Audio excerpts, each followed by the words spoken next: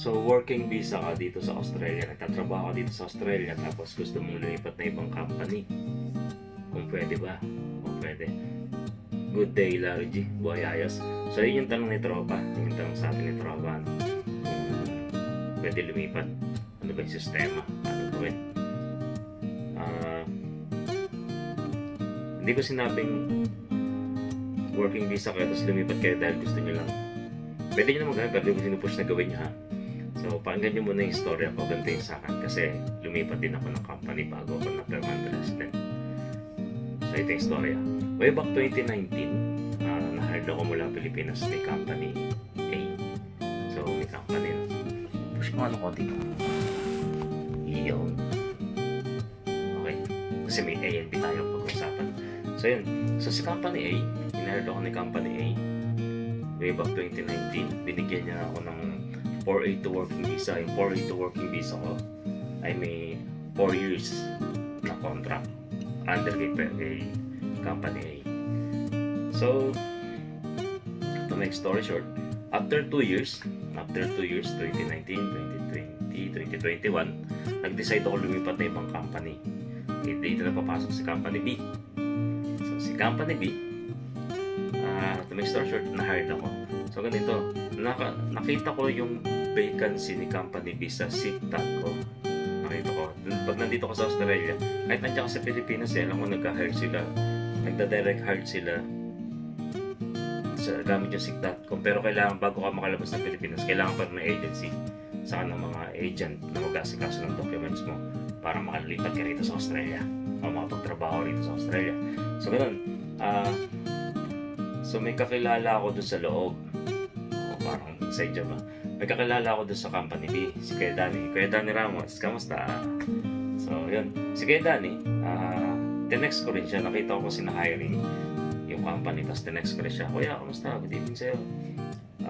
Hiring pala sa inyo. Tapos sumagot siya, hiring sa amin. Magpasa ka ng, pumunta ka na lang sa amin bukas. Diba? Ganun.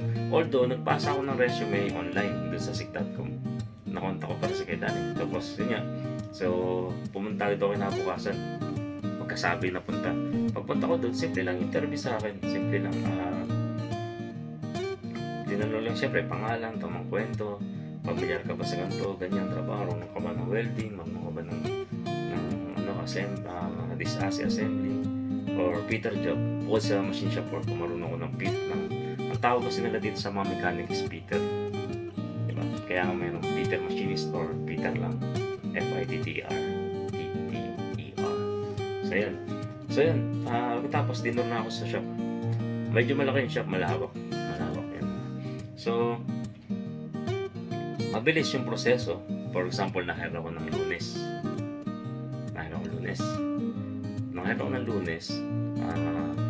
Nagsigurado ako, playing safe tayo. Sinabi ko na, sir, baka pwede bigyan nyo ako ng kontrata. Diba? O signing contract. Ganoon na na-hire nyo ako. Tapos, ginawa naman nila. Pagdating ng Biyernes, may kontrata ako. Ganun kabilis. So, pinirmahan ko yung contract. Tapos, yun lang naman mahalaga dun eh. Parang may assurance ako na hinire nyo ako. Para pag umalis ako sa company na to, isasara sa akin. Diba? So, yun. Maganda, lumaki pa yung sahod. Talagang naging fair. Binigyan nila ako ng tamang sahod. Kasi, karamihan talaga sa mga 482 visa, mababa yung binibigay na napansin ko, mababa yung binibigay na sahod kumpara sa talagang sahod. Daw binigyan nila ako ng halos $55 per hour. Tama. Way back 2020, magandang offer yun. Yun yung fair na sahod ng time na yun. Talagang masaya ako. Kasi halos doble doon sa inalisan ko eh. Di ba? Kasi ganun.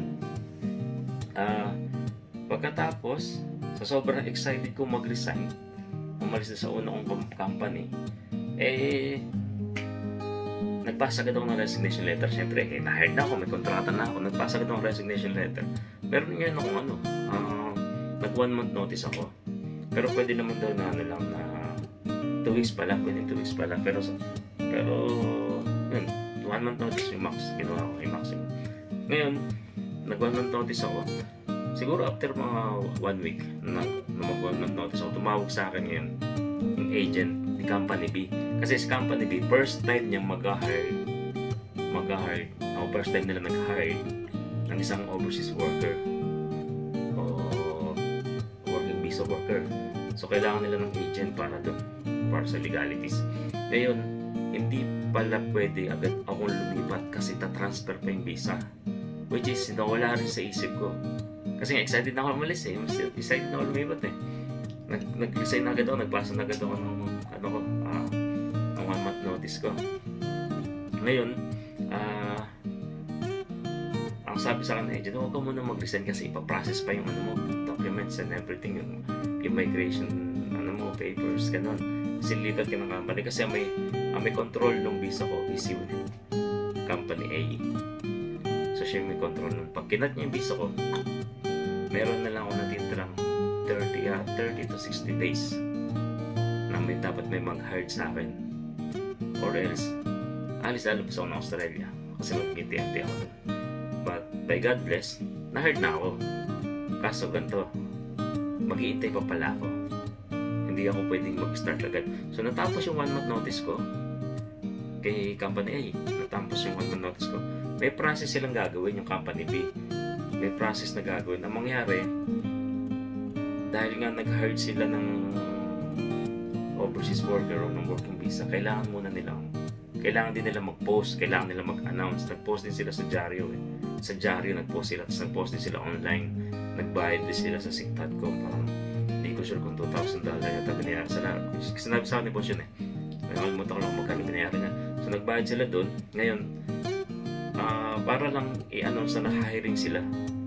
Although may nag-apply, may ilang nag-apply nung time na yun, hindi pasok sa qualification na gusto nila. Diba?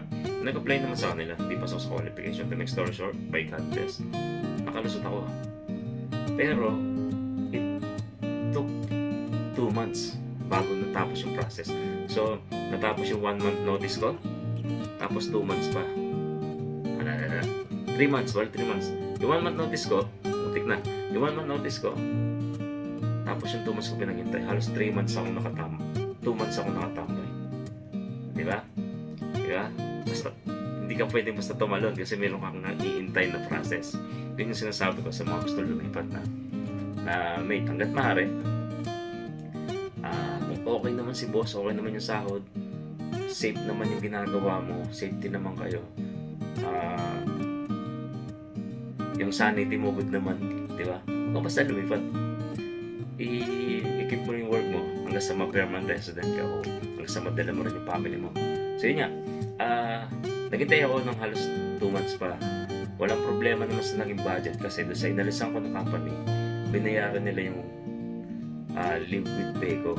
Kasi ang dami kong live with pay na yun ng time na yun kasi COVID era yun. COVID time yun. So, madami akong budget. Ako yung budget ko.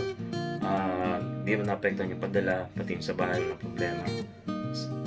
Cool. Kumbaga, ayos lang. Yun nga lang, dapat may budget ka. Buti may budget nung paglipat ka na yun.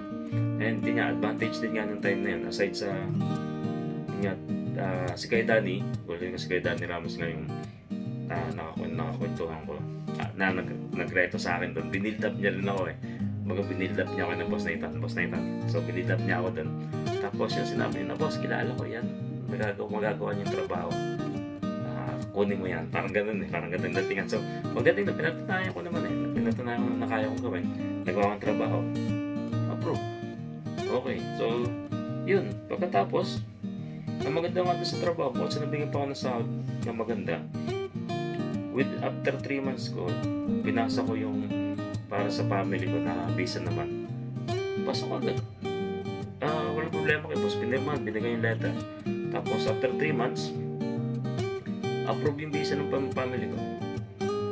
So parang 6 months na nandun ako, good na lahat.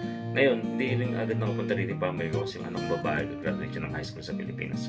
So na-extend, naghintay ko ng after 2 months bago pa sila nakapunta rito. Bali parang mga 8 months din pamula na nag-umpisa ako ng company B. 8 months din bago nakarating dito yung family ko sa mga process. Mabilis pa rin kung tutusin ha. Mabilis kumpara na nandun ako sa company na hindi ko malaw. So yun, ganun nga. And yun yung sa akin. Na kung walang problema kung gusto mo lumipat, kung lilipat ka, make sure na yung visa na transfer na para wala kang tambay. Nung may agent ka kakusapin, nalilipat ka, tapos ganun. So, siguraduhin mo na nakahingi ka rin ng kontrata doon sa mag-hire sa'yo. Tapos yung mag-hire sa'yo na dapat alam nila yung prosesong pagdadaan naman. Pagdadaan naman na kailangan nila ng agent, sila yung magbabayad sa agent, sila yung magbabayad ng posting. Yung posting yung sinabi ko yung kanina, yung sila sa Sigtatco, non-hire nga sila. Tapos nagbayad din sila sa Diaryo. Diba? Ingat din kayo sa pag-a-apply kasi minsan yung mga company na tatawagan sila. So may story dito ng mga Pilipino. Gusto na lumipat sila sa company A, gusto na lumipat sa company B. Si company B, tinawagan si company A. O yung mga tao mo nag-a-apply sa akin. Si company A, hindi niya nagustuhan. Kinat niya kagad yung visa ng tatlong Pilipina. O well, ganun yung nangyari. So ingat-ingat din po nag-a-apply. Kung magagawa mo pa sikreto mo na. Kasi minsan may laglagan talaga nangyari. Di ba iwasan yun eh. I mean, hindi mawawala yung ingitero, no? Hindi mawawala yung ingitero katrabaho. So yun. Yun lang sa akin. Sana nakatulong. Ingat po kayo palagi dyan. Keep safe and Godspeed.